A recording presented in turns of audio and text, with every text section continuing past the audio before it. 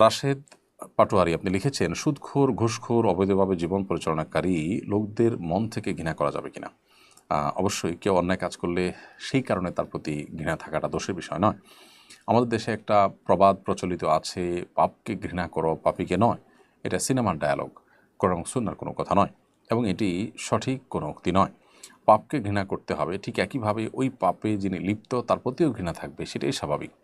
কারণ যিনি পাপে লিপ্ত তিনি খারাপ মানুষ, তার ওই মুহূর্তের খারাপ মানসিকতার কারণে, খারাপ কর্মের কারণে তার প্রতি ঘৃণা থাকবে। সেটাই হলো বিবেকের দাবি, সেটাই হলো কোরআন এবং সুন্নাহর নির্দেশনা। সো পাপকে ঘৃণা করো, পাপীকে না, এটি একেবারেই অবান্তর কথা এবং বস্তা পচা, সস্তা, শুনতে মুখরোচক কিন্তু বাস্তবতা বিবর্জিত কথা এবং একটি অন্যায় কথা। বিধায় সুদ, ঘোর, ঘুষখোর, অবৈধভাবে জীবন পরিচালনাকারী মানুষের প্রতি আপনার মন থেকে ঘৃণা আসাটা বরং আপনার ইমানের দাবি। তবে এখানে ঘৃণা আসা মানে এই না যে আপনি তাকে এমন তাচ্ছিল্য করবেন যে তিনি অপমানিত হবেন, তিনি অন্যায় থেকে ফিরে আসার রাস্তাটা বন্ধ হয়ে যাবে, কিংবা নিজেকে তার চাইতে শ্রেষ্ঠ মনে করে অহংকার করতে যাবেন, সেটা নয়। আপনি বিনয়ী হয়ে তার প্রতি ঘৃণাও থাকবে, সে সাথে এও চিন্তা থাকবে যে আল্লাহ আপনাকে হেফাজত রেখেছেন। যদি আল্লাহ রহম না করতেন তো আপনি হয়তো সেরকম হয়ে যেতেন।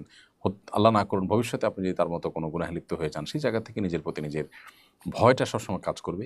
আর অন্যায়কারীর অন্যায়ের কারণে তার প্রতি তো অবশ্যই ঘৃণা থাকবে।